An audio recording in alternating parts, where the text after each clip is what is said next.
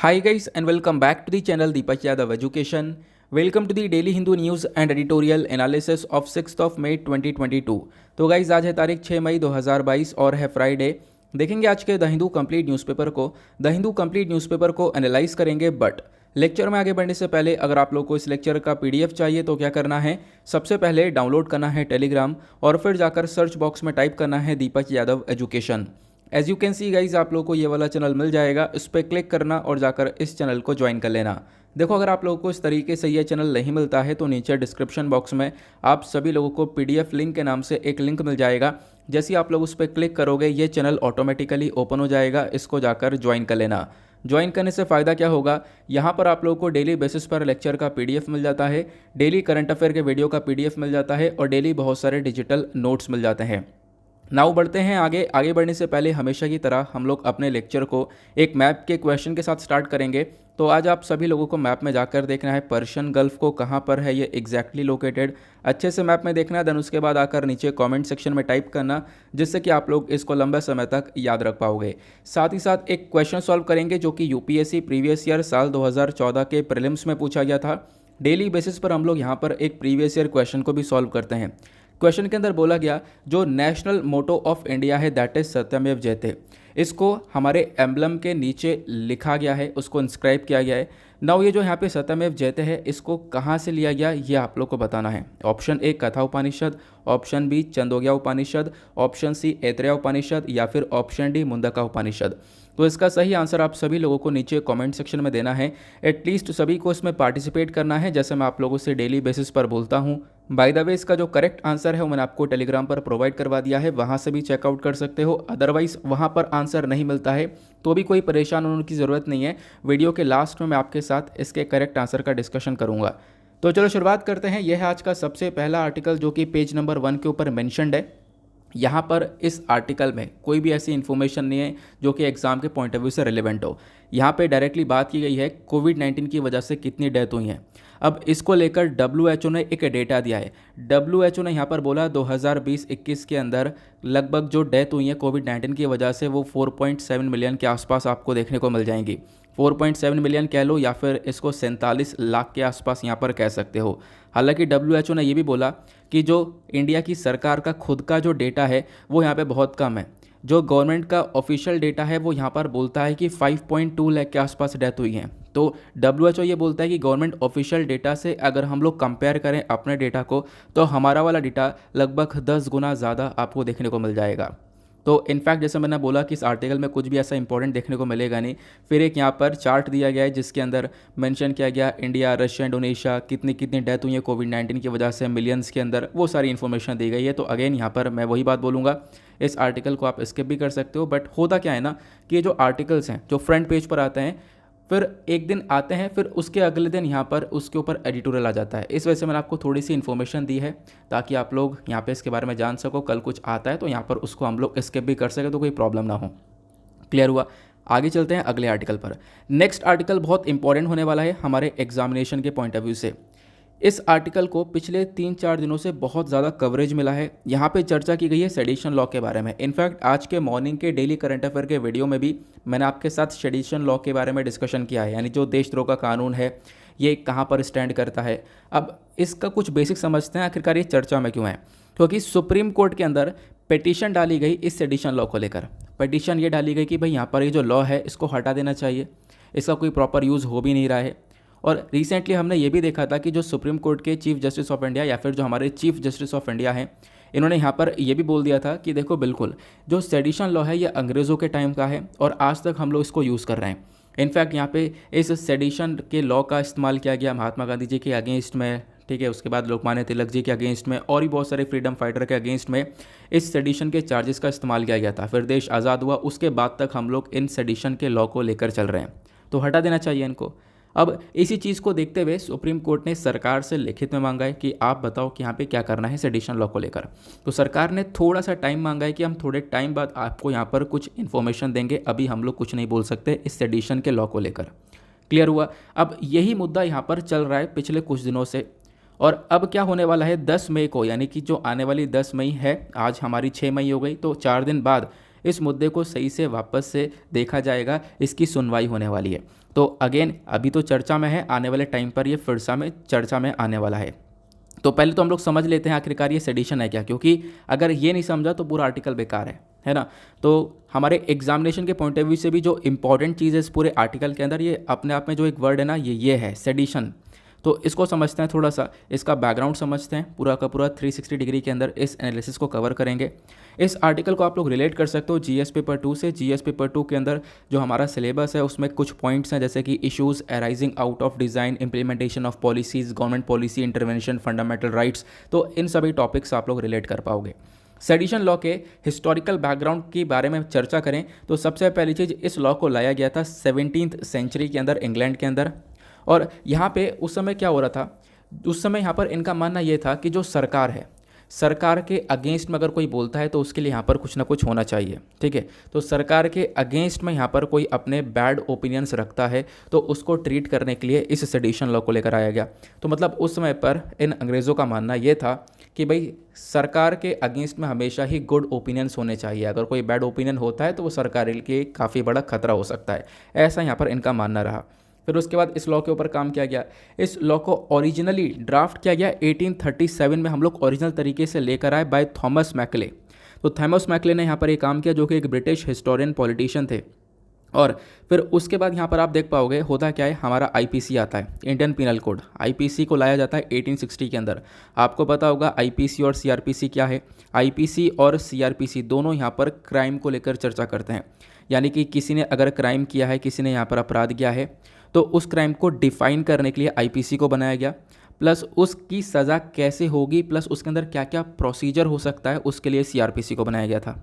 Clear हुआ। अभी हम लोग बात करें आईपीसी को, तो 1860 में 1860 में आईपीसी आया, और उसके 10 साल बाद जो ये सेडिशन लॉ है, इसको यहाँ पे आईपीसी के सेक्शन 124A के अंदर डाल दिया गया।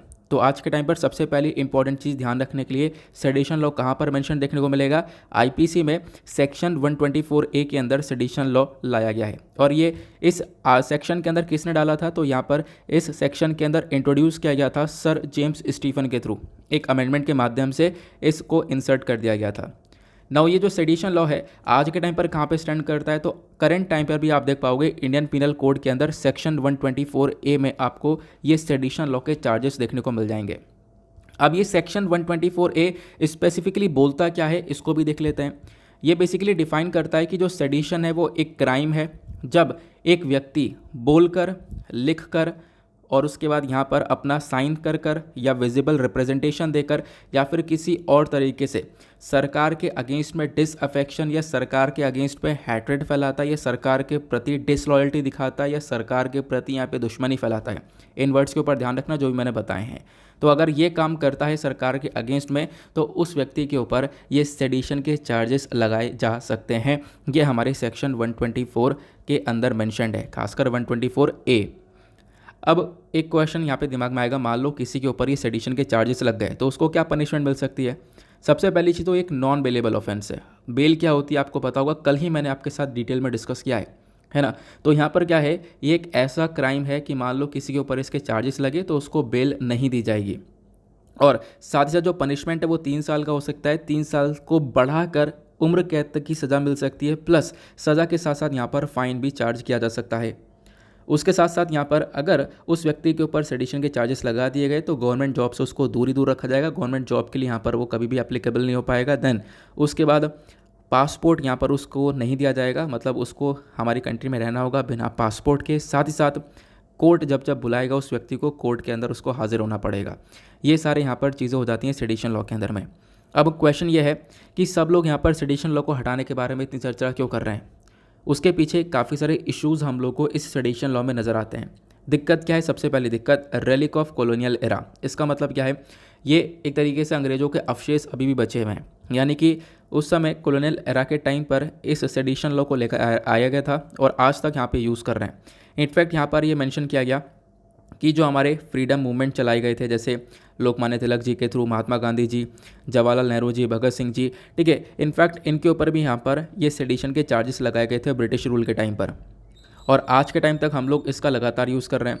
और इतनी तेज़ी से बार बार सेडिशन का जब यूज़ किया जाता है, आप देख पाओगे हम लोग जब न्यूज़पेपर पढ़ते हैं तो रेगुलर बेसिस पर सेडिशन के बारे में चर्चा होती रहती है, लेकिन अभी जो है एक थोड़ा से ब्रॉडर टर्म में चर्चा हो रही है, इसी वजह से आपके साथ मैं डिस्कस कर रहा हूँ। अदरवाइज मैं इसके बारे में चर्चा करता रहता हूँ। आपको याद होगा एक आध महीने में हम लोग एक आध बार तो कवर कर ही लेते हैं। तो ये जो सेडिशन का जो यूज़ लगातार होता रहता है, ये यहाँ पर एक तरीके से ध्यान दिला देता है कॉलोनियल एरा की, इस वजह से इसको हटा देना चाहिए। दूसरा यहाँ पर दिक्कत सेडिशन लॉ को ये बोला गया, जो हमारी कॉन्स्टिट्यूएंट असेंबली है वो यहाँ पर अग्री कर ही नहीं रही थी कि भाई सेडिशन को हमारे संविधान के अंदर लाना चाहिए। ठीक है, इनफैक्ट उनका कहना यह था अगर हम लोग सेडिशन को संविधान में ऐड करेंगे तो इससे फ्रीडम ऑफ स्पीच और एक्सप्रेशन को हम लोग यहाँ पर वॉयलेट कर रहे होंगे। फ्रीडम ऑफ स्पीच और एक्सप्रेशन जो कि आर्टिकल 19 के अंदर आपको देखने को मिल जाएगा, हमारा एक फंडामेंटल राइट है। तो कहीं ना कहीं यहाँ पर इसके ऊपर एक बहुत बड़ा इम्पैक्ट पड़ेगा, ऐसा उस समय कहना था। क्लियर हुआ। प्लस आज के टाइम पर लोगों के पास में राइट टू प्रोटेस्ट है। ठीक है, काफ़ी सारे राइट्स हैं लोगों के पास में। एक राइट टू प्रोटेस्ट का भी हम लोग को, अगर मतलब सरकार कुछ गलत कर रही है तो उसके अगेंस्ट में प्रदर्शन करने का हक है। अब क्या होता है यहाँ पर, अगर कोई प्रोटेस्ट करता है तो बहुत सारे केसेस हम लोगों ने देखे भी हैं कि गवर्नमेंट उनके ऊपर सेडिशन के चार्जेस लगा देती है, देशद्रोह के चार्जेस लगा देती है। तो कहीं ना कहीं जो उनका ये राइट है, राइट टू प्रोटेस्ट, ये भी यहाँ पर कर्टेल हो रहा है। तो ये यहाँ पर इश्यूज़ देखने को मिलते हैं सेडिशन लॉ को लेकर। प्लस सुप्रीम कोर्ट के जजमेंट कुछ देखने को मिल जाएंगे। सुप्रीम कोर्ट का जजमेंट था Kedarnath Singh versus state of Bihar, जो ये केस था 1962 का। इसमें यहाँ पर उन्होंने बोला था भाई सेडिशन का यूज़ हम लोग लिमिटेड कर देंगे, कम से कम यहाँ पे सेडिशन का यूज़ किया जाएगा। प्लस जो ये सेडिशन के चार्जेस हैं against academicians, lawyer, socio political activist, students, ये यहाँ पर इसके ऊपर मतलब थोड़ा कम ध्यान दिया जाएगा, प्लस यहाँ पे लिमिटेड कर दिया जाएगा, ये हमारा फोकस था। लेकिन उसके बाद भी ये सेडिशन के चार्जेस लगते रहे सुप्रीम कोर्ट के इस ऑर्डर के बाद में भी। तो आप लोग यहाँ पर ये देख पाओगे, तो कहीं ना कहीं सुप्रीम कोर्ट का ऑर्डर जो है यहाँ पर वो कहीं भी एक तरीके से फॉलो नहीं किया गया है। क्लियर हुआ। प्लस सेडिशन को लेकर रिसेंटली काफ़ी सारे डेवलपमेंट हुए हैं। मैंने जैसा बोला कि लगातार चर्चा में रहता है। तो फरवरी 2021 की बात है, पिछले साल क्या हुआ था, सुप्रीम कोर्ट ने यहाँ पर एक पॉलिटिकल लीडर को प्रोटेक्ट किया था। ठीक है, उनके ऊपर सेडिशन के चार्जेस लग गए थे। प्लस यहाँ पर जून 2021 की बात है, वहाँ पर सुप्रीम कोर्ट ने 2 तेलुगु चैनल्स को भी प्रोटेक्ट किया था। ठीक है, उसके ऊपर भी सेडिशन के चार्जेस लगा दिए गए थे स्टेट गवर्नमेंट के थ्रू। ठीक है, तो यहाँ पर सुप्रीम कोर्ट ने बोला कि भाई आप इतने छोटी छोटी बातों में इस प्रकार से सेडिशन के चार्जेस नहीं लगा सकते हो। क्योंकि वो जो तेलुगु चैनल्स थे उन्होंने क्या किया था, उन्होंने यहाँ पर आंध्र प्रदेश के मतलब सरकार के बारे में कुछ बोल दिया था कि सरकार से कोविड संभला नहीं सही से, कोविड बहुत तेज़ी से यहाँ पे बढ़ रहा था उस समय की बात है ना।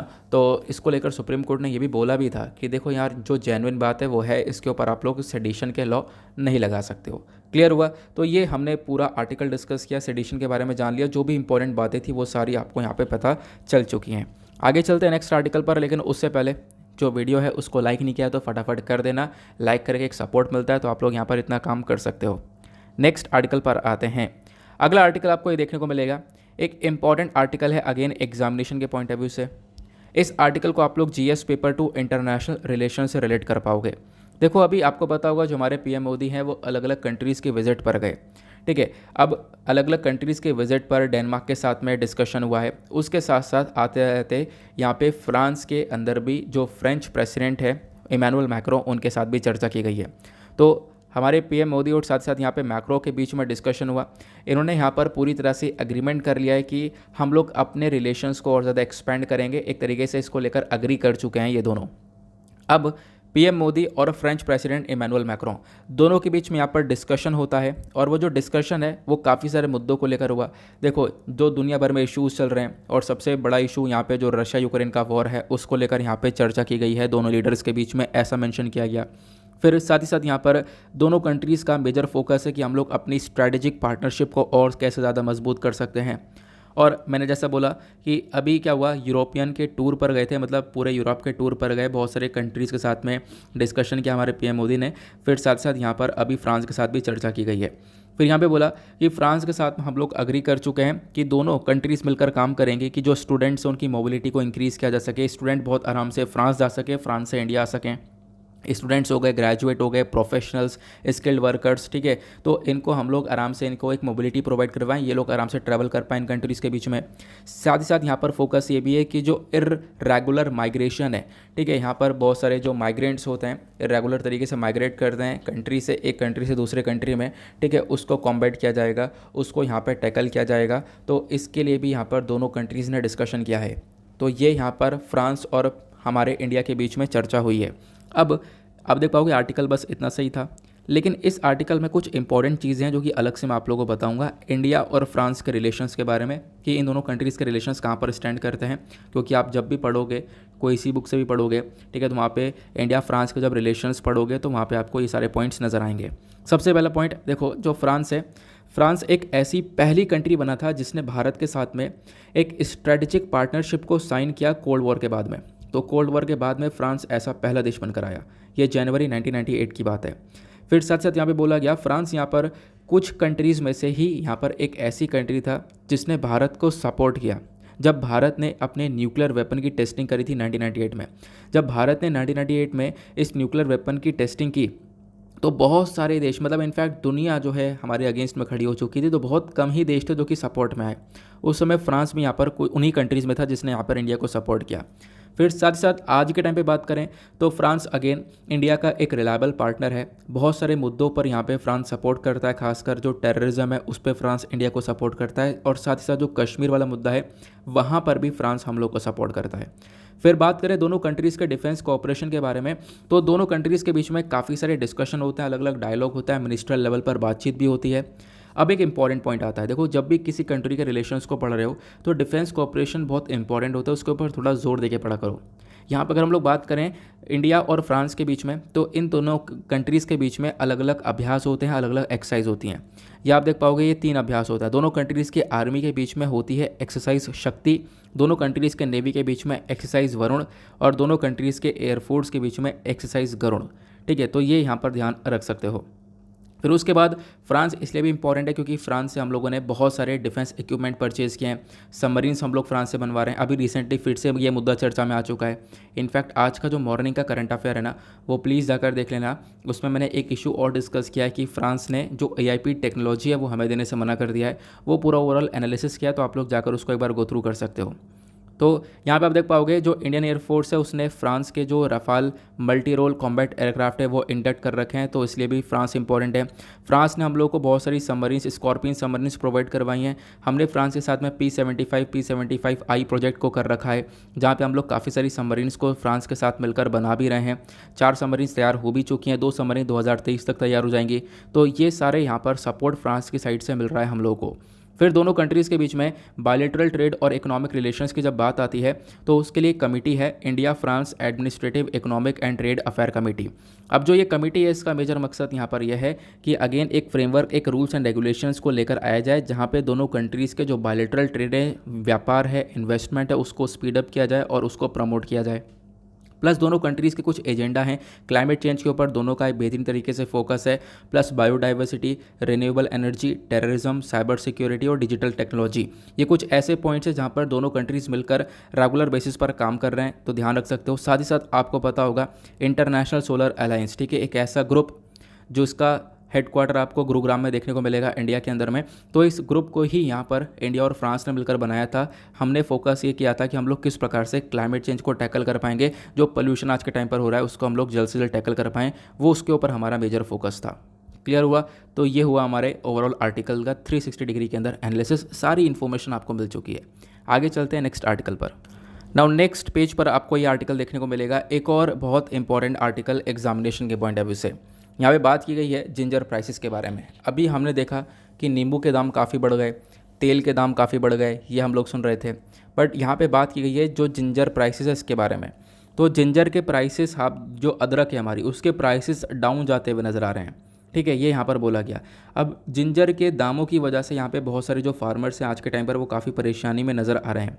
यहाँ पे बोला गया जो जिंजर फार्मर्स हैं केरला के अंदर में, कर्नाटका के अंदर में, ये यहाँ पर इस जिंजर को हार्वेस्ट करते हैं। इसकी कटाई होती है अप्रैल के पहले सप्ताह से।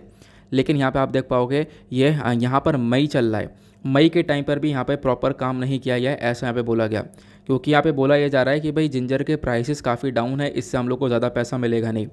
और फार्म गेट प्राइस जो है यहाँ पर इन्होंने ये बोलते हैं कि थर्सडे में हमने देखा जो जिंजर के प्राइसेस है, अगर एक बोरा है वो 60 किलो का है तो उसके प्राइसेस यहाँ पर 1000 से लगभग 1100 के आसपास है, जो कि यहाँ पर थोड़े टाइम पहले 2300 के आसपास हुआ करता। तो मतलब कि जो पहले प्राइसेस हुआ करता था, पिछले साल प्राइसेस हुआ करता था, उसका आधा हो चुका है। जिंजर के प्राइसेस बहुत ज़्यादा कम हो चुके हैं, जिसकी वजह से यहाँ पर फार्मर्स थोड़े से परेशान हैं। क्योंकि एक टाइम पे पिछले साल की बात है पिछले साल की बात है, हुआ क्या था, अदरक के दाम बहुत बढ़ गए थे। इनफैक्ट एक बोरा जो कि आज के टाइम पर 1000-1100 का मिल रहा है, वो उस समय पर 8000 रुपये का मिला करता था। तो उस समय पर ये सिचुएशन देखते हुए बहुत सारे फार्मर्स ने खेती करी जिंजर की, अदरक की। देन उसके बाद यहाँ पे सिचुएशन आज के टाइम पर बिल्कुल पलट ये चुकी है कि जिंजर का ओवर प्रोडक्शन हो चुका है। तो मेजर कारण क्या है कि भाई प्राइसेस गिरे हैं, तो कारण यहाँ पर यह है कि ओवर प्रोडक्शन कर दिया गया, बहुत ज़्यादा यहाँ पर जिंजर की मतलब पैदाइशी हो चुकी है। साथ साथ यहाँ पर बहुत सारी जो डिजीज़ हैं उन्होंने इस फसल को अफेक्ट किया है, खासकर जो बैक्टीरिया विल्ट है इसकी वजह से यहाँ पर ये जिंजर थोड़ा सा ख़राब हुआ है। इसलिए यहाँ पर ये मेंशन किया गया कि भाई दाम काफ़ी हद तक नीचे आ चुके हैं। ऐसा यहाँ पर जिंजर के ट्रेडर खुद ने यहाँ पर ये बातें बताई हैं। ठीक है, तो ये इन्फॉर्मेशन यहाँ पर आ जाती है। तो आप कहोगे इसमें कुछ खास तो मिला नहीं है, बस खाली इतना ही आर्टिकल है, बट यहाँ पे खास हम लोग देखेंगे। अब जिस भी आर्टिकल को डिस्कस कर रहे हैं हम लोग, तो कुछ इंपॉर्टेंट ही यहाँ पर मैं देने की कोशिश करता हूँ। जिंजर के बारे में बहुत सारी इन्फॉर्मेशन जो कि यहाँ पर इंटरनेट पर अवेलेबल है, वो सारी कलेक्ट करके मैं आप लोग के लिए लेकर आया हूँ। खासकर बात करें जिंजर ये कौन सी फैमिली से बिलोंग करता है, तो उस फैमिली का नाम है जिंगी बैराके। तो ये यहाँ पर इस फैमिली से बिलोंग करता है। एक हर्बेशियस पेरेनियल आपको ये देखने को मिल पाएगा। इसको मसाला की तरह हम लोग यूज़ करते हैं। जिंजर के अपने आप में बहुत सारे बेनिफिट्स देखने को मिलते हैं, ये तो सभी को पता है। ठीक है, तो एज अ स्पाइस हम लोग यहाँ पर इसको देखते हैं। इंडिया आज के टाइम पर एक लीडिंग प्रोड्यूसर है जिंजर का, पूरे दुनिया भर में बहुत सारा जिंजर हम लोग प्रोड्यूस करते हैं। ठीक है, इनफैक्ट यहाँ पर जो जिंजर है वो बहुत सारे राज्यों में भारत के अंदर प्रोड्यूस किया जाता है। अगर हम लोग नाम के हिसाब से देखें तो कर्नाटका, जिसके बारे में हम लोग चर्चा कर रहे हैं, केरला जिसके बारे में हम लोग चर्चा कर ही रहे हैं, तो कर्नाटका, केरला, ओडिशा, उसके बाद असम, मेघालय, अरुणाचल प्रदेश, गुजरात, यहाँ सभी स्टेट्स में आप देख पाओगे बहुत ज़्यादा जिंजर का प्रोडक्शन होता है। इनफैक्ट हमारे कंट्री का जितना प्रोडक्शन होता है उसका 65% सिर्फ और सिर्फ ये राज्य प्रोड्यूस करते हैं। क्लाइमेट और सॉइल के बारे में चर्चा करें, ये बहुत इंपॉर्टेंट है, क्वेश्चन बन जाता है। इस आर्टिकल को आप लोग GS paper 3 agriculture plus GS paper 1 geography के अंदर जो क्रॉप्स वाला टॉपिक है वहाँ से आप लोग रिलेट कर सकते हो। देखो, क्लाइमेट और सॉइल की बात करें तो जिंजर को उगाने के लिए यहाँ पे थोड़ा सा गर्म क्लाइमेट चाहिए होता है, मतलब कि थोड़ा सा गर्म हमारा वेदर होना चाहिए। प्लस साथ साथ यहाँ पर जो भी क्लाइमेट उसके अंदर थोड़ी सी नमी होनी चाहिए।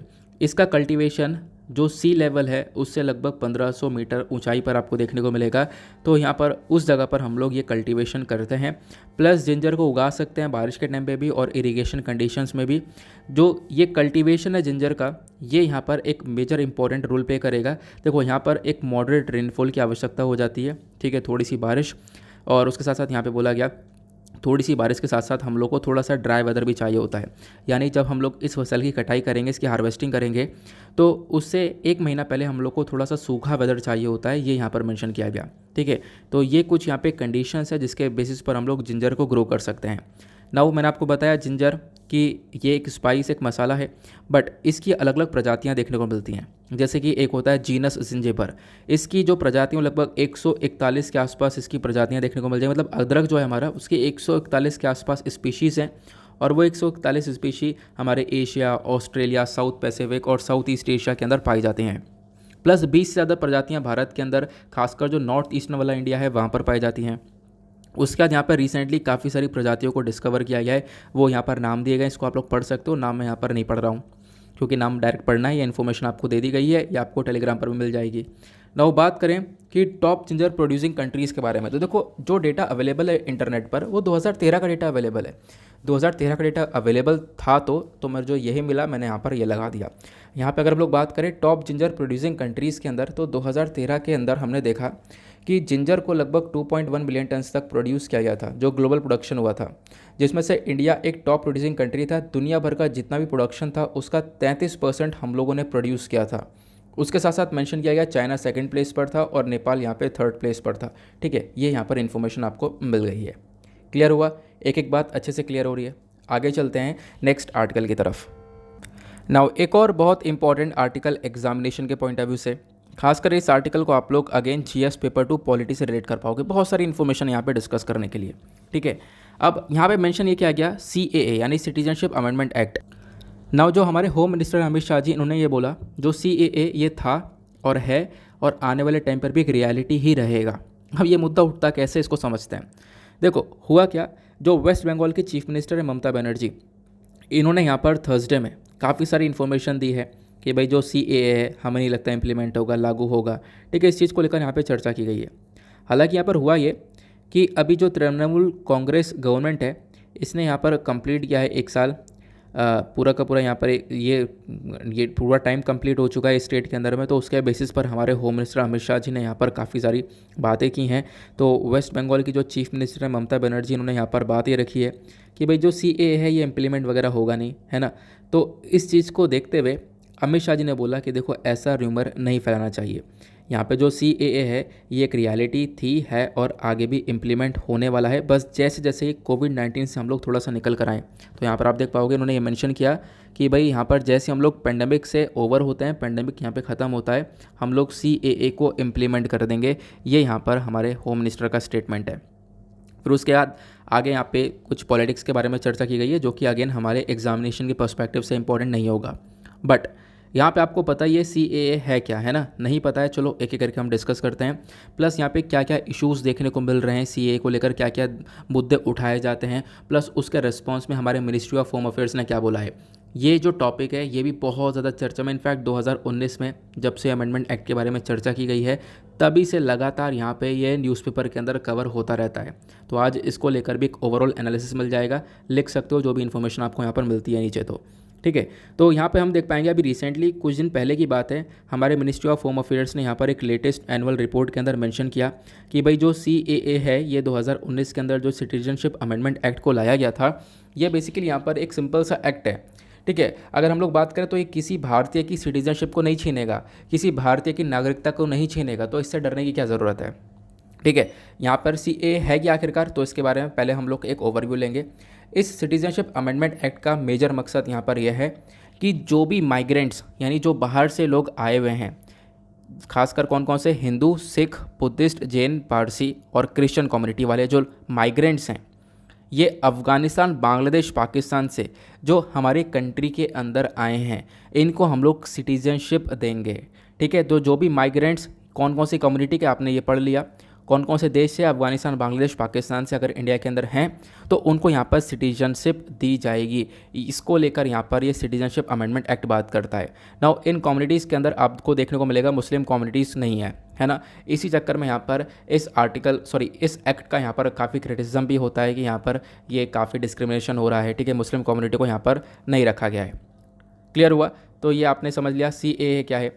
अब देखो जो CAA है इसको 2019 में जैसे लेकर आए तो दुनिया भर में, हमारे पूरे देश भर में जो है बहुत ज़्यादा प्रोटेस्ट चला।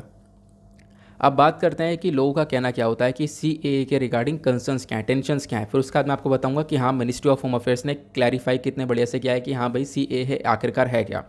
तो कंसर्न्स में बात करें तो सबसे पहली चीज़ यहाँ पर बताया यही जा रहा है कि CAA कहीं ना कहीं एक पर्टिकुलर कम्युनिटी को ही टारगेट कर रहा है, ऐसा यहाँ पे बोला जाता है। ठीक है, ये अगर लागू होता है, NRC भी है, ठीक है, ये कहीं ना कहीं यहाँ पर आप कह सकते हो कि नॉन मुस्लिम्स लोगों को सपोर्ट कर रहे हैं। ठीक है, जो मुस्लिम्स उनको एक्सक्लूड कर दिया गया है इस पूरे प्रोसेस से। ठीक है, उनको यहाँ पे सिटीजनशिप नहीं मिलेगी क्या, तो इस प्रकार के यहाँ पे कंसर्न्स दिखाए जाते हैं। क्लियर हुआ। दूसरा पॉइंट यहाँ पर ये मेंशन करता है कि इसकी वजह से नॉर्थ ईस्ट के अंदर बहुत सारी दिक्कत देखने को मिलेगी, क्योंकि यहाँ पर CAA क्या बात करता है कि हम लोग इन कम्युनिटीज़ को क्या करेंगे, सिटीजनशिप देंगे, नागरिकता देंगे। लेकिन असम अकॉर्ड भी एक असम एग्रीमेंट है 1985 का। असम अकॉर्ड ये बोलता है कि भाई बहुत सारे इलीगल माइग्रेंट्स जो कि बांग्लादेश से आए हुए हैं वो असम के अंदर हैं, तो उन सबको डिपोर्ट कर दिया जाएगा। असम अकॉर्ड ये बोलता है कि 25 मार्च 1970 के बाद जो भी यहाँ पर इलीगल माइग्रेंट्स जो बांग्लादेश के हैं वो अगर हमारे आए हैं कंट्री के अंदर में, असम के अंदर बहुत सारे इलीगल माइग्रेंट्स देखने को मिलेंगे, उन सबको वापस से डिपोर्ट कर दिया गया आ जाएगा। मतलब जहाँ से आए वापस से वहीं पर भेज दिया जाएगा। ठीक है, तो ये यहाँ पर असम अकॉर्ड के अंदर बोला गया। तो कहीं ना कहीं इनके बीच में टकराव देखने को मिलेगा। CAA बात करता है कि हम लोग उनको क्या करेंगे, यहाँ पर हम लोग सिटीजनशिप देंगे, और असम अकॉर्ड बात करता है यहाँ पे उनको डिपोर्ट कर दिया जाएगा। तो एक कॉन्ट्राडिक्ट यहाँ पर देखने को मिल जाता है दोनों के बीच में। ये दूसरा कंसर्न है। तीसरा कंसर्न यहाँ पे बोला गया कि फंडामेंटल राइट्स के अगेंस्ट में, क्योंकि आर्टिकल 14 जब आप देखोगे तो जैसे मैंने आपको बता रखा है आर्टिकल 12 से 35 तक सारे फंडामेंटल राइट्स हैं। तो आर्टिकल 14 की बात करें तो राइट टू इक्वालिटी के बारे में चर्चा करता है। तो यहाँ पे मेंशन किया गया भाई इक्वालिटी के ऊपर बिल्कुल भी ध्यान नहीं दिया जा रहा है। उसके बाद तीसरा कंसर्न पूरा होने के बाद चौथा कंसर्न ये दिखाया जाता है कि भाई यहाँ पर डिस्क्रिमिनेशन देखने को मिलेगा। डिस्क्रिमिनेशन का मतलब यह है कि देखो CAA के अंदर बहुत सारे लोगों को कवर तो कर लिया गया, लेकिन अभी भी जो तमिल्स हैं जो श्रीलंका के अंदर हैं, ठीक है, जो रोहिंग्या है फ्रॉम म्यांमार, हिंदू रोहिंग्या आपको देखने को मिलेंगे म्यांमार के अंदर, तो अगर ये वाले जो माइग्रेंट्स हैं इनको इस एक्ट के अंदर कवर नहीं किया गया है, ये यहाँ पर मेंशन किया गया, ठीक है। तो कहीं ना कहीं इसमें काफ़ी भेदभाव आपको देखने को मिल जाएगा, ये कंसर्न दिखाया जा रहा है। फिर साथ साथ यहाँ पे ये बोला गया कि भाई अगर इस प्रकार से चीज़ें चलेंगी, क्योंकि हम लोग यहाँ पर अफगानिस्तान, पाकिस्तान, बांग्लादेश के ऊपर फोकस कर रहे हैं कि इनसे इन कम्युनिटीज़ वाले लोग आए हैं तो इनको इस सिटीजनशिप दी जाएगी। नाउ यहाँ पे बोला ये जा रहा है कि इस चक्कर में सीए की वजह से इन कंट्रीज़ के साथ में रिलेशंस हमारे हैम्पर हो सकते हैं, ख़राब हो सकते हैं, ये भी यहाँ पर कंसर्न्स के अंदर बताया गया। लेकिन इसके रिस्पॉन्स में हमारे मिनिस्ट्री ऑफ होम अफेयर्स ने क्या क्लैरिफिकेशन दिया इसको समझते हैं। सबसे पहली चीज़ यहाँ पर क्लैरिफिकेशन देते हुए इन्होंने ये बोला कि देखो भाई, इंडियन सिटीजन्स के ऊपर ये एप्लीकेबल है ही नहीं ना, तो इंडियन सिटीजन्स को किस बात की टेंशन से, जो भारत का नागरिक है उसके पास यहाँ पर नागरिकता मिल रही है, उनको यहाँ पर कोई टेंशन होनी नहीं चाहिए सीएए को लेकर, ठीक है। उनकी सिटीजनशिप को कोई छीन नहीं रहा है। और खासकर एक चीज़ और बताया गया कि मान लो बाहर के किसी को सिटीजनशिप लेनी है हमारे कंट्री की तो वो ले सकता है, बस खाली करना क्या होगा, जो सिटीजनशिप एक्ट 1955 है इसके तहत अगर वो एलिजिबल हो पाता है तो आराम से आ जाए, एलिजिबल है तो सिटीजनशिप ले लो, इसमें क्या दिक्कत है ना। तो ये यहाँ पर बोलते हैं कि भाई जो सिटीजनशिप अमेंडमेंट एक्ट है, या कोई भी ऐसी लीगल पोजीशन चेंज नहीं कर रहा है, या नागरिकता लेने का कोई तरीका चेंज नहीं कर रहा है, तो जो नागरिकता लेने का तरीका पहले था वो अभी भी है। अगर आप लोग एलिजिबल हो नागरिकता लेने के लिए सिटीजनशिप एक्ट 1955 के अकॉर्डिंग, तो आप लोग यहाँ पर आकर नागरिकता ले सकते हो, कोई यहाँ पर इसमें परेशानियाँ नहीं है, ठीक है। ये यहाँ पर मेंशन किया गया है। आई होप आप लोगों को यहाँ पर ये पूरी तरह से सीए को लेकर एक एनालिसिस मिल चुका है, क्लियर हुआ। आगे चलते हैं अगले आर्टिकल पर। देन उसके बाद एक आर्टिकल आपको ये देखने को मिल जाएगा, ये भी एक इंपॉर्टेंट आर्टिकल है, खासकर जीएस पेपर 2 से इसको भी रिलेट कर पाओगे। यहाँ पे बात की गई है, जो यूनाइटेड नेशन की एजेंसी है वो भारत के साथ में चर्चा कर रही है, बातचीत कर रही है वीट प्रोक्योरमेंट को लेकर। अब ये वीट प्रोक्योरमेंट का मुद्दा क्या है इसको समझते हैं। देखो हुआ क्या है, रशिया यूक्रेन का विवाद चला। रशिया यूक्रेन के वॉर में दुनिया भर कंट्रीज़ को बहुत सारा नुकसान हो रहा है। इनफैक्ट रशिया यूक्रेन दुनिया भर का बहुत सारा गेहूँ यानी जो वीट है वो प्रोड्यूस करते थे। अब इस वॉर की वजह से वो जो गेहूं है वो इंटरनेशनल मार्केट में नहीं जा पा रहा है, तो बहुत सारे देश को वो गेहूं नहीं मिल पा रहा है। तो यहाँ पे भारत के पास अपॉर्चुनिटी है कि भारत यहाँ पे जो गेहूं प्रोड्यूस कर रहा है उसका सरप्लस हम लोग इन कंट्रीज़ को दे सकते हैं, इन कंट्रीज़ को बेचकर इनसे पैसा कमा सकते हैं, ठीक है। तो दुनिया भर में बहुत सारी कंट्रीज़ है जिनमें गेहूँ को लेकर क्राइसिस देखना शुरू हो चुका है। तो इस चीज़ को देखते हुए जो यूनाइटेड नेशन का वर्ल्ड फूड प्रोग्राम है, इन्होंने यहाँ पर बोला कि हम लोग डिस्कशन कर रहे हैं भारत के साथ में इस प्रोक्योरमेंट को लेकर कि यहाँ पे अलग अलग कंट्रीज़ को ये गेहूँ दिया जाए, ठीक है। इसके ऊपर हमारा मेजर फोकस ये रहने वाला है कि इंडिया यहाँ पर सपोर्ट कर सके, इंडिया यहाँ पर ये गेहूँ को प्रोवाइड करवा सके, ठीक है। ये आप लोग को ध्यान रखना है, क्योंकि 2020-21 की बात करें तो 2020-21 के अंदर जो इंडिया के अंदर ये क्रॉप प्रोडक्शन था वो लगभग 109.59 मिलियन टन्स तक का हुआ था। तो यहाँ पे इंडिया के अंदर जो वीट प्रोडक्शन था वो 109.59 मिलियन टन्स का हुआ था, ये यहाँ पर बोला गया, ठीक है। और साथ ही साथ जो ये वर्ल्ड फूड प्रोग्राम है इन्होंने यहाँ पर एक तरीके से लॉन्च कर दिया है 2022 की global report on food crisis को।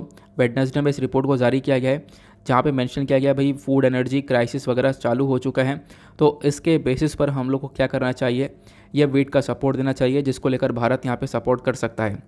बस करना क्या होगा, WTO में थोड़े से रिस्ट्रिक्शंस कम करने होंगे, क्योंकि आपको पता होगा कि दुनिया भर के कंट्रीज़ के बीच में जो भी व्यापार होता है उसको यहाँ पर देखने वाला, उसको रेगुलेट करने वाली एक बॉडी है हमारे पास, जिसको हम लोग बोलते हैं वर्ल्ड ट्रेड ऑर्गेनाइजेशन, ठीक है। तो यहाँ पर ये काफ़ी सारी रोक लगाता है कि भाई एक कंट्री इससे ज़्यादा एक्सपोर्ट नहीं कर सकती, या एक कंट्री बहुत सस्ते दाम में एक्सपोर्ट नहीं कर सकती, तो काफ़ी सारी रोक हैं, है ना। तो काफ़ी सारे रिस्ट्रिक्शंस लगाए जाते हैं, तो यहाँ पर WTO को उन सबको ईज़ करना होगा, उसके बाद हम लोग अपने मामले को सही से चला पाएंगे, क्लियर हुआ। बाकी अगर हम लोग देखें कुछ और इन्फॉर्मेशन आप लोग को मिलती है। सबसे पहली चीज़ मैं आप लोग को बता देता हूँ आखिरकार ये क्राइसिस स्टार्ट कैसे हुए। आपको पता है कि रशिया यूक्रेन 2 कंट्रीज़ हैं, दोनों कंट्रीज़ दुनिया के सबसे बड़े वीट एक्सपोर्टर माने जाते हैं, ठीक है। इनफैक्ट यहाँ पे रशिया के अंदर जो वर्ल्ड लार्जेस्ट एक्सपोर्ट, मतलब रशिया को world largest exporter of wheat माना जाता है। दुनिया भर का जो भी एक्सपोर्ट किया था रशिया ने, उसका 18% का, दुनिया भर के अंदर जितना भी वीट का एक्सपोर्ट हुआ है उसमें रशिया ने 18% का एक्सपोर्ट किया है। ये साल 2019 का डेटा है। साल 2019 में रशिया यूक्रेन दोनों ने मिलकर दुनिया भर के कंपैरिजन बात करें तो 25.4% का वीट को एक्सपोर्ट किया था। तो अपने आप में दोनों कंट्रीज़ बहुत ज़्यादा स्ट्रॉन्ग है वीट के मामले में, गेहूँ के मामले में।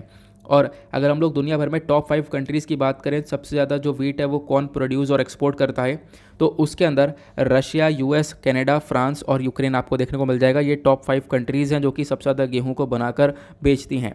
अब ये तो हो गए जो कि प्रोड्यूस करके एक्सपोर्ट कर रहे हैं। बात करते हैं सबसे ज़्यादा खरीदता कौन है।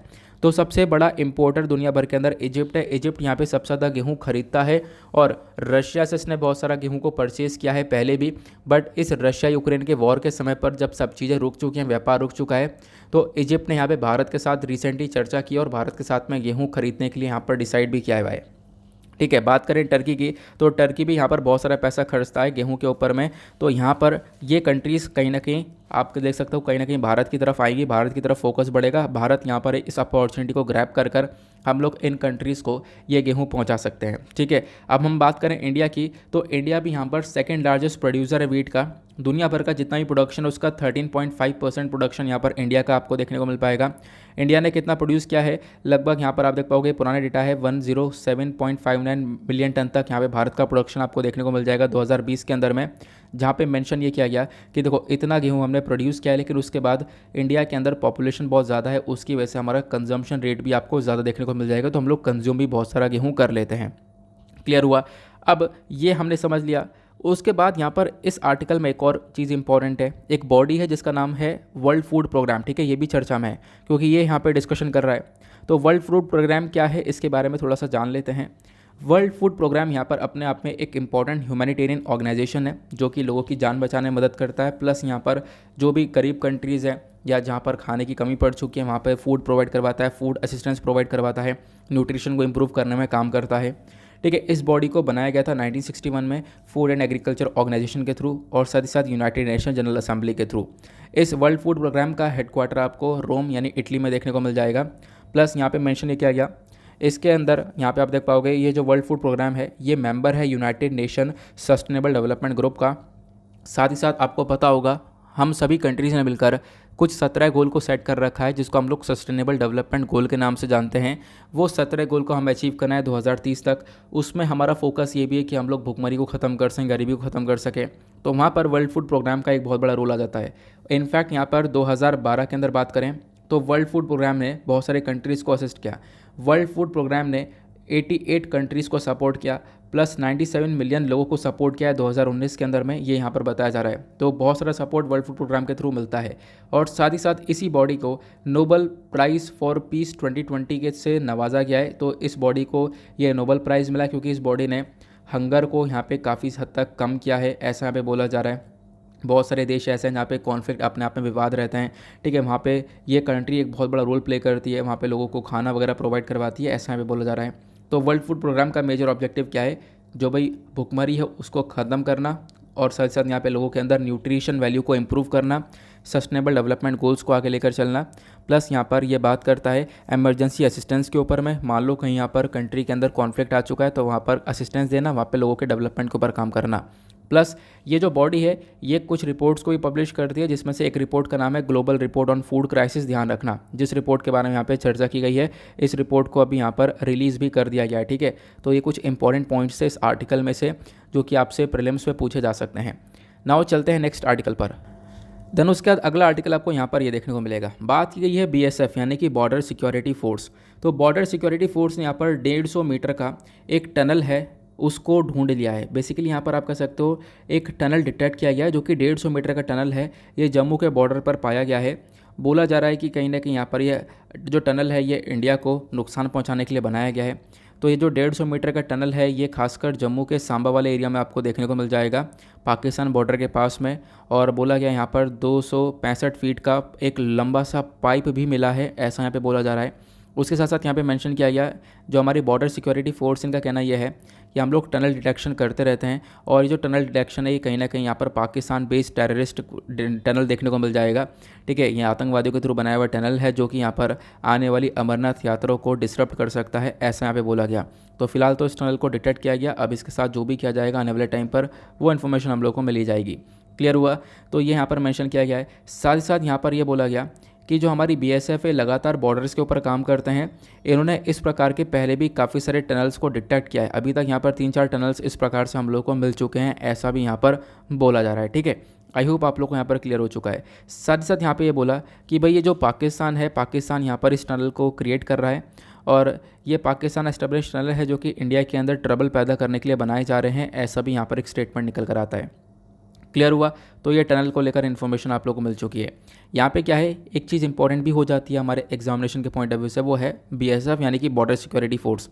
जब आप लोग यूपीएससी का सिलेबस उठाओगे तो जीएस पेपर 3 का सिलेबस ओपन करना, और जीएस पेपर 3 का जब सिलेबस ओपन करोगे तो वहाँ पे आपको टॉपिक देखने को मिलेगा वेरियस सिक्योरिटी फोर्सेस करके, एजेंसीज एंड देयर मैंडेट करके। तो आप लोग यहाँ पे डायरेक्टली इनसे रिलेट कर सकते हो, ठीक है। Security challenges and the management in border area, तो ये कुछ टॉपिक हैं जो कि डायरेक्टली आपके इस पर्टिकुलर बॉडी से रिलेट कर पाते हैं।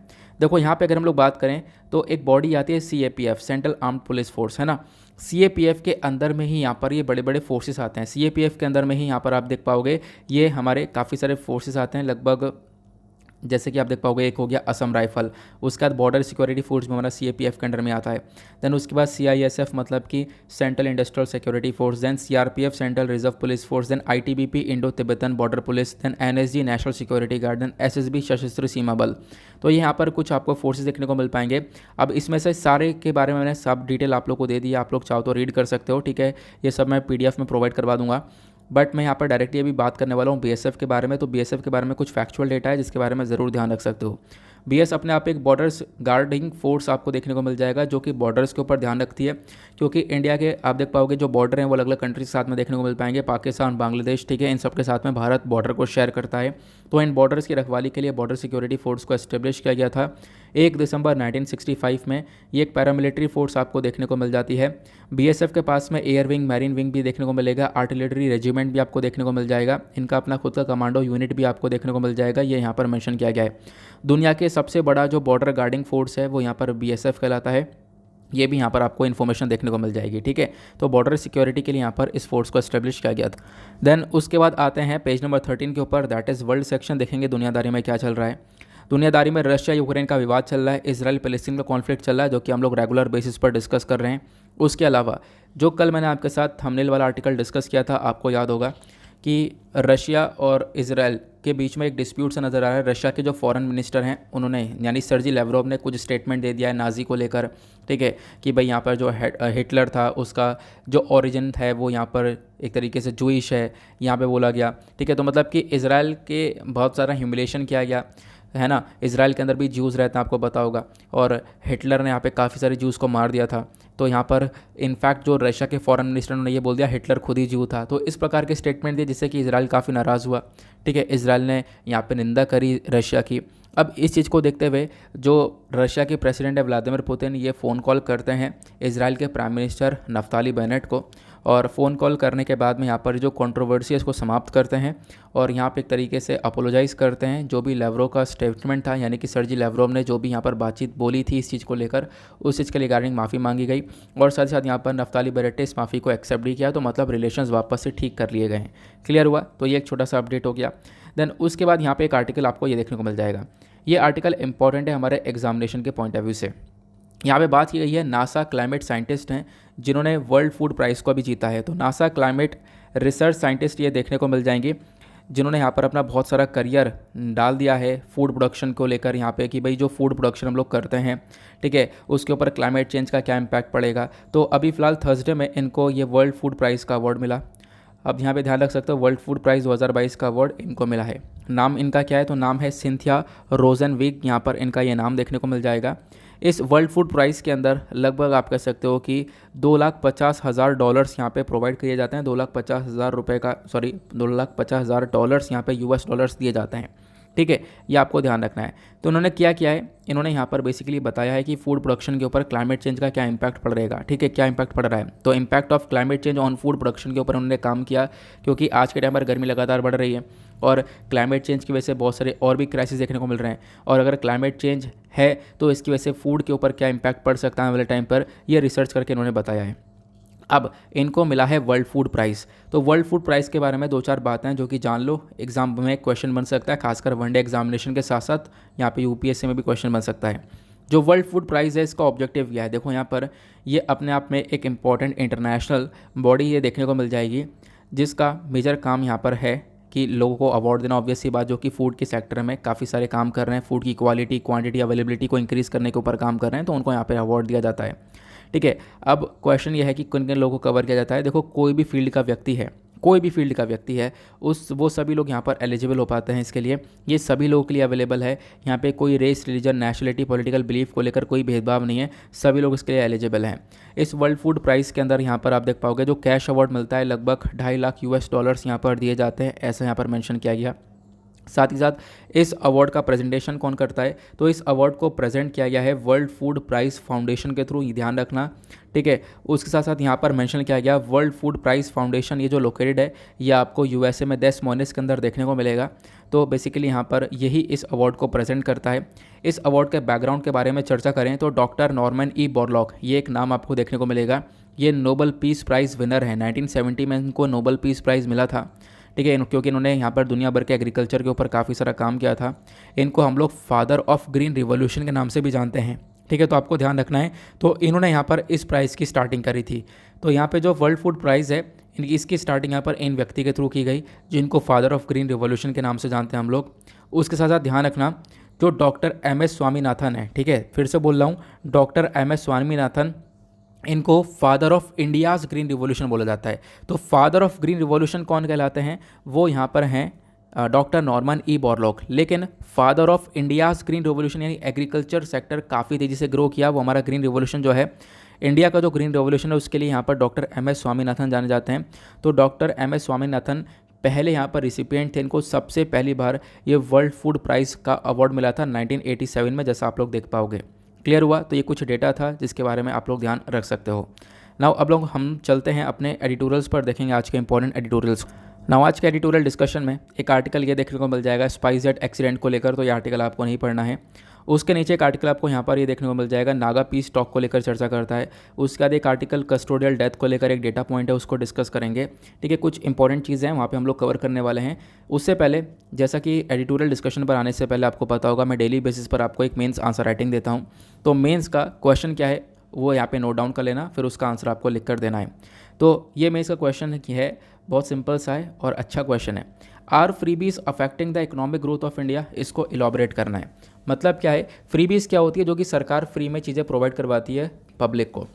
इनफैक्ट यहाँ पे पॉलिटिकल सिनेरियो में भी इसको देख सकते हो, या फिर जब इलेक्शंस वगैरह भी होते हैं तो आपको याद होगा वादे किए जाते हैं कि भाई हम फ्री में ये देंगे, ठीक है, फ्री में ये प्रोवाइड करवाएंगे, आपको लैपटॉप दिया जा रहा है, ठीक है, साइकिल्स दी जा रही हैं, ये सारी चीज़ें दी जा रही हैं। तो क्या इससे हमारी इकोनॉमिक ग्रोथ के ऊपर इम्पैक्ट पड़ता है या नहीं पड़ता, ये आप लोग को बताना है, ठीक है। अगर पड़ता है तो लिखना, नहीं पड़ता तो लिखना।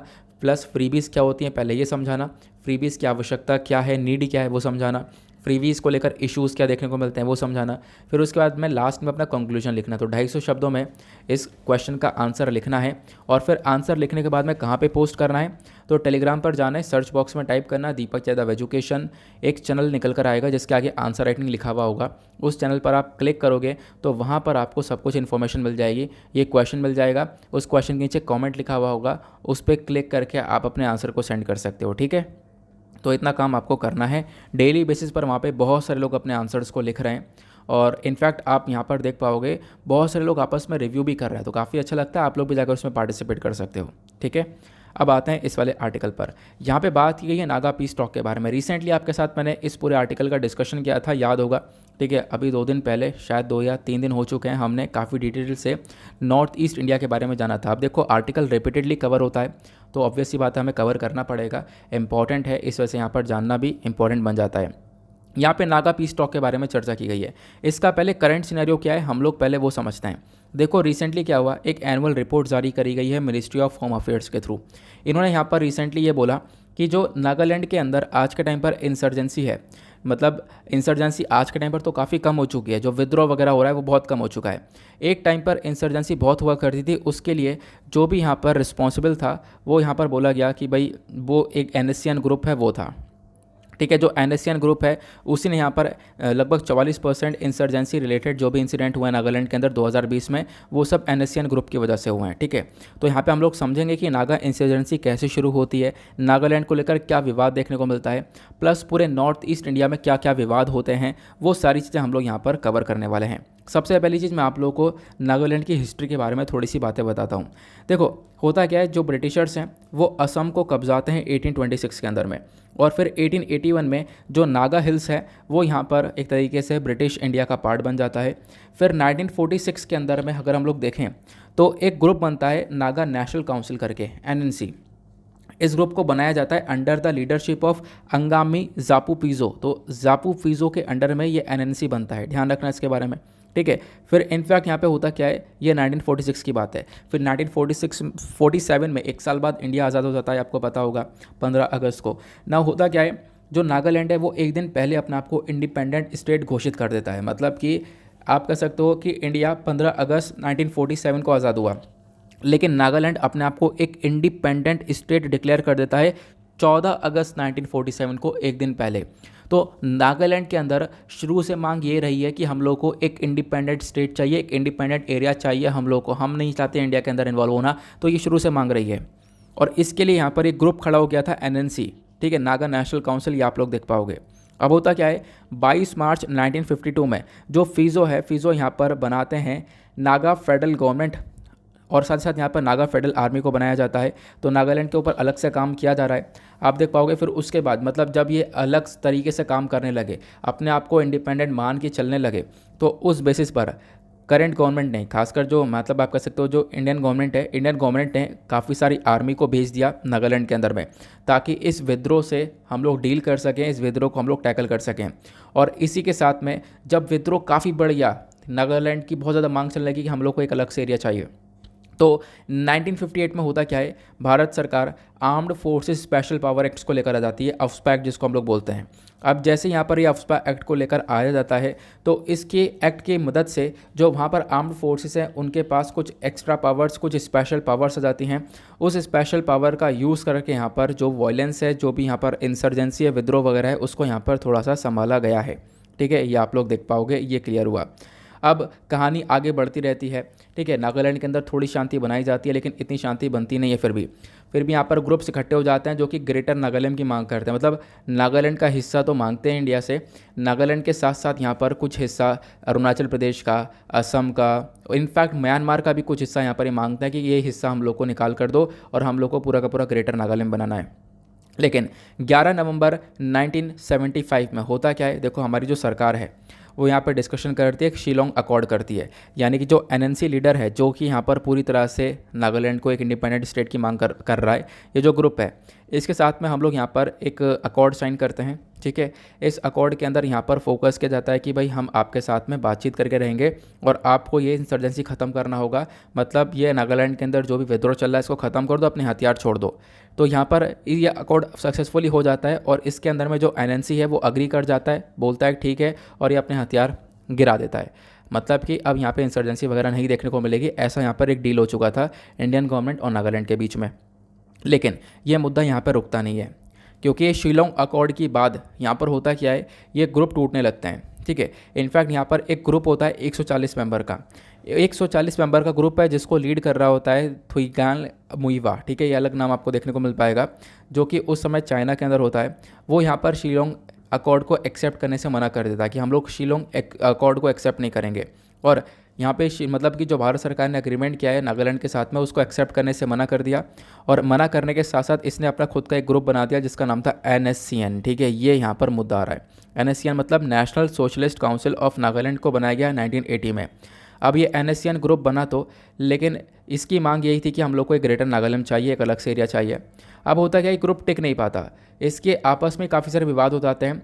तो 1988 में देखो 1980 में NSCN बना और 1988 में 1988 में क्या होता है, ये NSCN भी छोटे छोटे ग्रुप में टूट जाता है। एक बन जाता है NSCN IM, फिर उसके बाद यहाँ पर NSCN K, फिर उसके बाद NSCN IM करके आपको अलग अलग ग्रुप्स देखने को मिल जाएंगे। नाउ जो NSCN IM है, जिसके बारे में आप लोग यहाँ पर आर्टिकल में देख पा रहे हो, यही यहाँ पर मांग करता है कि हम लोग को नागालैंड का एक हिस्सा चाहिए, ग्रेटर नागालैंड। ग्रेटर नागालैंड के अंदर ये मांग करता है हमें कुछ हिस्सा अरुणाचल प्रदेश का, कुछ हिस्सा हमें असम का, कुछ हिस्सा मणिपुर का और कुछ हिस्सा म्यांमार का। तो इन सभी एरिया का कुछ हिस्सा दो और ग्रेटर नागालैंड बना कर दे दो, यहाँ पर इनकी मांग रहती है। हालांकि सरकार इनके साथ में पीस एग्रीमेंट करती है, पीस टॉक करती है, ठीक है। और वो पीस टॉक होते भी हैं, यानी कि शांति वार्ता की जाती है और शांति वार्ता के थ्रू यहाँ पर मामला अभी तक संभाला गया है, ठीक है। तो अभी तक जो मामला संभला हुआ है वो यहाँ पर इसी शांति वार्ता के थ्रू संभला हुआ है। तो आई होप आप लोगों को यहाँ पर सब कुछ क्लियर हो चुका होगा। तो जो NSCN-IM है जिसके बारे में मैंने आपको बताया था, वो यहाँ पर ये वाला हिस्सा मांगता है, ठीक है। ये आप लोग मैप देख पाओगे, ये नागालैंड तो इसके अंदर है ही, मान लो यहाँ पर सिर्फ नागालैंड इतना है। नागालैंड के अलावा म्यांमार का इतना हिस्सा मांग रहे हैं, उसके बाद अरुणाचल प्रदेश, उसके बाद मणिपुर का कुछ यहाँ पर हिस्सा मांगा जा रहा है। क्लियर हुआ। ये आपको नागालैंड कहाँ पर देखने को मिलेगा, ये हमारे नॉर्थ ईस्टर्न स्टेट्स हुए, नागालैंड आपको यहाँ पर देखने को मिल जाएगा। क्लियर हुआ। बाकी अभी रिसेंटली जो नागा के साथ में सीज़ फायर किया गया था, यानी कि हमने यहाँ पे जो भी मतलब बंदूकें वगैरह चल रही थी, जो भी इंसर्जेंसी चल रहा था नागा के अंदर, वो यहाँ पे उसके ऊपर रोक लगाई गई थी। उसी के बेसिस पर रिसेंटली एक एग्रीमेंट किया गया था। बाकी मैंने आपको बताया ये NNC ग्रुप बना था, AZ पिज़ो यहाँ पर लीडरशिप कर रहा था इस ग्रुप की। फिर उसके बाद यहाँ पर ये ग्रुप कैसे टूटा, फिर छोटे छोटे ग्रुप्स बन गए, शिलोंग अकॉर्ड हुआ, शिलोंग अकॉर्ड को यहाँ पर कुछ ने एक्सेप्ट किया, फिर कुछ ने एक्सेप्ट नहीं किया, फिर ग्रुप बन गया, फिर टूटा, ठीक है। भारत सरकार ने इनके साथ में एग्रीमेंट करे, बार बार सीज़ फायर किया कि भाई ये लोग इस बार इस मुद्दे को ना उठाएं बार बार। तो ये यहाँ पर पूरा का पूरा नागालैंड के बारे में चर्चा कर ली गई है। आई होप आप लोग को एक एक बात क्लियर हो चुकी है। अब आप लोग देख पाओगे इस आर्टिकल के जो भी इंपॉर्टेंट पॉइंट थे वो सब आपको निकाल कर दे दिए गए हैं। ये मैंने आपको बताया ब्रिटिशर्स ने कैसे कैसे यहाँ पर कब्जा आया, उसके बाद कैसे शुरुआत होती है, ठीक है। पिज़ो के अंडर में कैसे ग्रुप बनता है, ये हमने डिस्कस किया। देन उसके बाद मैंने आप लोग को यहाँ पर ये बताया NNC कैसे चर्चा में आया, ठीक है। फिर उसके बाद NSCN कैसे बना, ये मैंने आपको बताया। फिर उसके बाद NSCN के बाद में किस प्रकार से यहाँ पर विवाद उठ रहे थे, और NSCN के अंदर ये अलग अलग ग्रुप टूट जाते हैं 1988 में, ठीक है। ये आप लोग देख पाओगे, पूरे साल ब साल ये सारा डेटा दिया गया है। फिर उसके बाद हम लोगों ने इस प्रकार से 2015 और हम लोग 1988 फिर 1997 अलग अलग करके सीज़ फायर एग्रीमेंट करते हुए चले गए। 2020 में भी एग्रीमेंट किया गया कि हम लोग शांति वार्ता कर सकें, और अभी 1 साल के लिए इस एग्रीमेंट को बढ़ा दिया गया है, आगे के लिए एक्सटेंड कर दिया गया है। क्लियर हुआ। अब हमारा ये होता है आर्टिकल समाप्त। उसके बाद एक और आर्टिकल आता है। नाउ यहाँ पे एक आर्टिकल देख पाओगे, no women can share her husband, ठीक है। थंबनेल आपने देखा होगा। अब थंबनेल वाला आर्टिकल कुछ अलग आर्टिकल है, क्योंकि डेली बेसिस पर हम लोग इस प्रकार से एक आर्टिकल को लेते हैं। एक इंपॉर्टेंट आर्टिकल है, रिसेंटली चर्चा में था, द हिंदू के अंदर भी कवर किया गया था। अब यहाँ पे देखो बात ये की गई है, ये एक आर्टिकल देख पा रहोगे, यहाँ पे इलाहाबाद हाई कोर्ट का डिसीजन निकल कर आया है। इलाहाबाद हाई कोर्ट ने यहाँ पे स्टेटमेंट दिया है, no women can share her husband, मतलब कोई भी महिला जो है अपने हस्बैंड को शेयर नहीं कर सकती है, ठीक है। अपने हस्बैंड को लेकर वो काफ़ी पॉजिटिव होती है, तो यहाँ पर हस्बैंड को शेयर नहीं कर सकती। तो आप कहोगे बिल्कुल ऐसी बात क्यों बोली है इस हाई कोर्ट ने, इलाहाबाद हाई कोर्ट ने। तो इलाहाबाद हाई कोर्ट ने ऐसी बात इसलिए बोली है क्योंकि एक व्यक्ति का यहाँ पर केस पहुँचा है, और उस व्यक्ति का नाम है सुशील कुमार। एक सेकंड में आप लोग को वो नाम दिखा देता हूँ, ठीक है। तो यहाँ पर उस व्यक्ति का नाम है सुशील कुमार, मैं आपको नाम एग्जैक्टली बता ही रहा हूँ यार, कहाँ पर मेंशन्ड है ये आप देख पाओगे, ठीक है। उस व्यक्ति का नाम है सुशील कुमार। होता क्या है, ये व्यक्ति एक शादी कर लेता है, एक शादी करने के बाद में, ठीक है, मतलब इसकी फर्स्ट वाइफ हो चुकी है। अब एक शादी करने के बाद में ये अपनी सेकंड वाइफ यानी कि दूसरी शादी भी करता है। अब जब दूसरी शादी ये करता है तो अपनी पहली वाली वाइफ को डिवोर्स नहीं देता सुशील कुमार, ठीक है, यानी कि दूसरी वाली वाइफ से शादी कर ली बिना किसी पहले वाली शादी के डिवोर्स के, ठीक है। अब जो सेकंड वाइफ है, तो यहाँ पे आप देख पाओगे सेकंड वाइफ के साथ शादी कर ली गई। अब सेकंड वाइफ के बाद ये एक थर्ड वाइफ यानी कि आप कह सकते हो तीसरी पत्नी लेकर आने वाला था, ये तीसरी शादी करने वाला था। अब ये तीसरी शादी करने वाला था, इसके बारे में जो इन्फॉर्मेशन है ये दूसरी वाली वाइफ को यानी सेकंड वाली वाइफ को पता चल जाती है कि भाई ये तीसरी शादी करने वाला है। तो सेकंड वाली जो वाइफ है वो सुशील कुमार के खिलाफ FIR करवाती है, FIR करवाती है, और FIR के अंदर यहाँ पर लिखवाती भी है कि भाई देखो ये तीसरी शादी करने वाला है, ये सारी चीज़ें हैं, मेरे ऊपर काफ़ी सारे अत्याचार वगैरह किए गए, वो सारी इन्फॉर्मेशन आती है। प्लस ये FIR करने के बाद अगले दिन यहाँ पर जो महिला है वो सुसाइड कर लेती है। हाँ ऐसा ही होता है, वो महिला सुसाइड कर लेती है, और इसी चक्कर में जो सुशील कुमार है इसके ऊपर यहाँ पे चार्जेस लगते हैं अबेटिंग सुसाइड का। अबेटिंग सुसाइड मतलब यह है कि सुशील कुमार ने उकसाया है, उसको उकसाया है कि वो सुसाइड करे, ठीक है। तो आप लोग यहाँ पर देख पाओगे इस प्रकार की चीज़ें निकल कर आई हैं। अब होता क्या है, जो सुशील कुमार है इलाहाबाद हाई कोर्ट पहुँचता है अपनी अपील करवाने के लिए, भाई जो मेरे ऊपर चार्जेस उसको हटाया जाए, ठीक है। ये इस प्रकार से यहाँ पर पहुँचता है, ये बोलता है कि भाई यहाँ पर इसको हटाया जाए। पॉलीगेमी नाम की चीज़ होती है, पॉलीगमस मैन। यहाँ पर क्या होता है, पॉलीगेमी आपको पता होगा, जहाँ पे एक आदमी यहाँ पे 3-4 औरतों के साथ में शादी कर लेता है, ठीक है, तो वो पॉलीगेमी कहलाता है। तो क्लियर हुआ।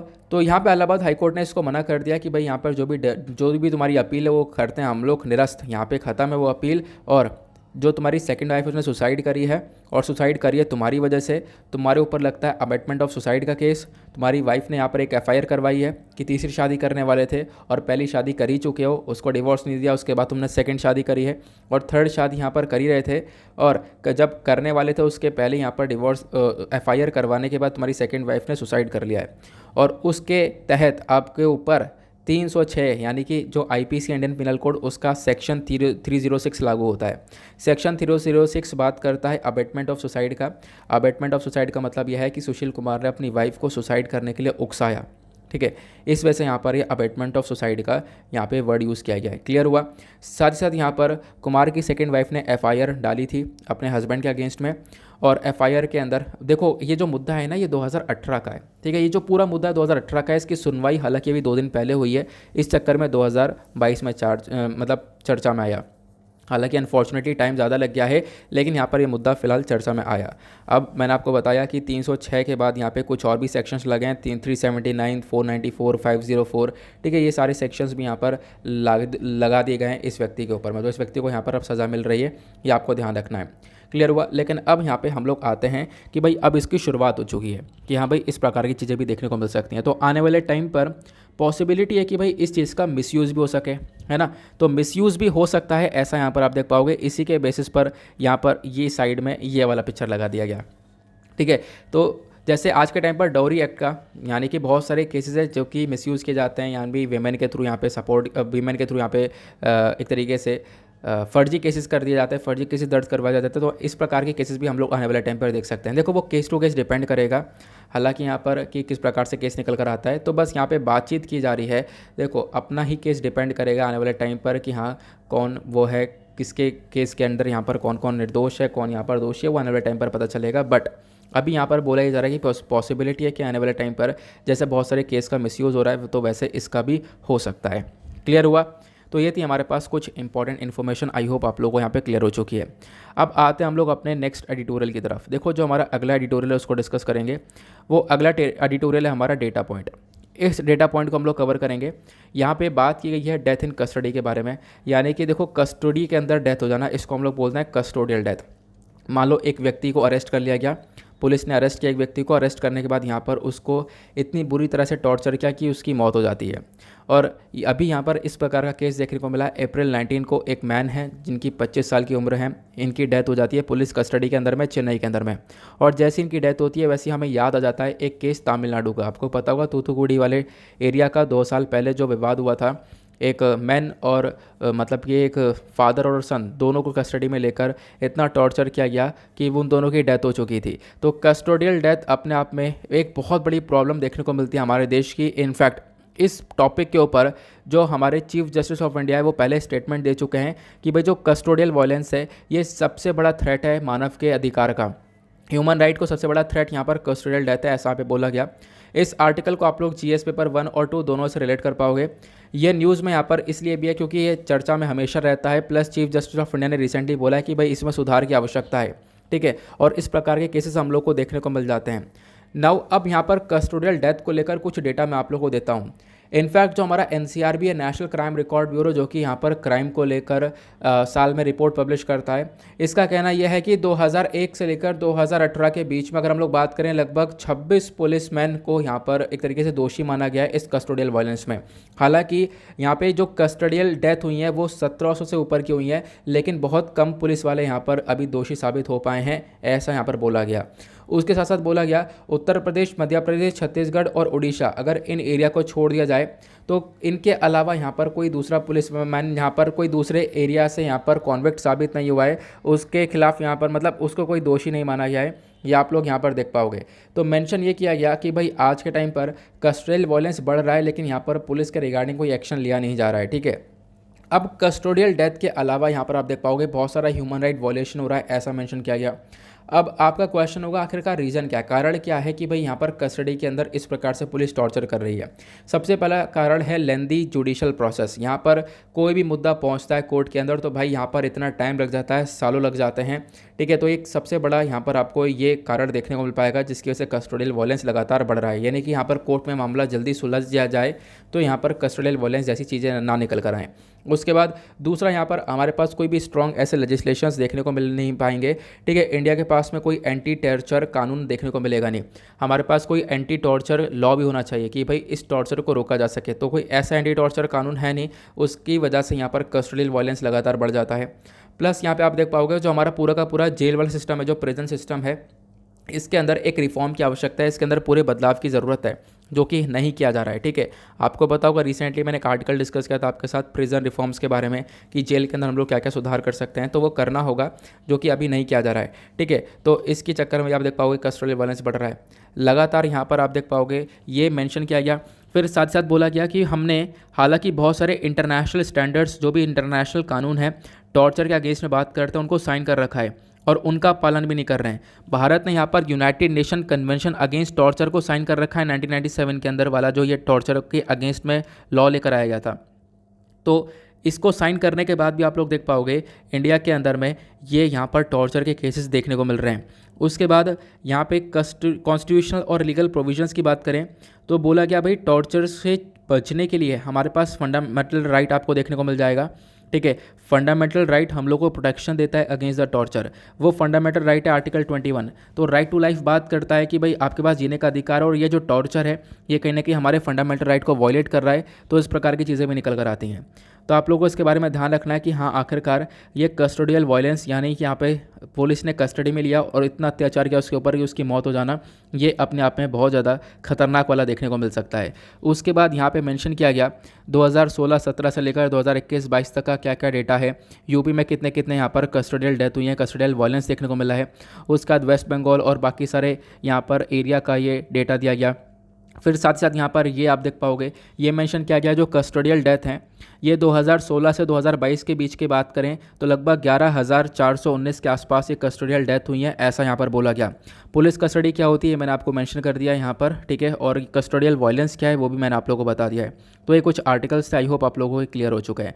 बाकी आपको पता होगा आज फ्राइडे है, फ्राइडे में यहाँ पर जो ये एडिटोरियल का अगला पेज है यहाँ पर स्पोर्ट्स सेक्शन के थ्रू बताया गया है, कुछ यहाँ पर इंटरव्यू है। देखो हर फ्राइडे में एक इंटरव्यू आता है, 2 व्यक्ति के बीच में इंटरव्यू है, ठीक है। ये हमारे लिए बेकार का है, इसको आप लोग यहाँ पर स्किप कर सकते हो। बाकी आजकल एडिटोरियल थोड़े कम काम के आ रहे हैं, लेकिन यहाँ पर जो भी इंपॉर्टेंट है वो सब मैं आपको यहाँ पे बताने की पूरी कोशिश करता हूँ। सब कुछ इंपॉर्टेंट आप लोग को यहाँ पे प्रोवाइड करवा दिया जाता है, ठीक है। तो ये था हमारे कुछ आर्टिकल्स, आई होप आप लोग को एक बात क्लियर हो चुकी है। फटाफट हम लोग चलते हैं अपने प्रीलिम्स वाले क्वेश्चन के ऊपर, जो कि आपसे क्वेश्चन स्टार्टिंग में पूछा गया था, तो इसका आंसर भी मैं आप लोग को बता देता हूँ। एक सेकेंड, तो ओपन हो जाए यार, क्वेश्चन ओपन नहीं हो रहा है, एक सेकेंड रुक जाओ यार।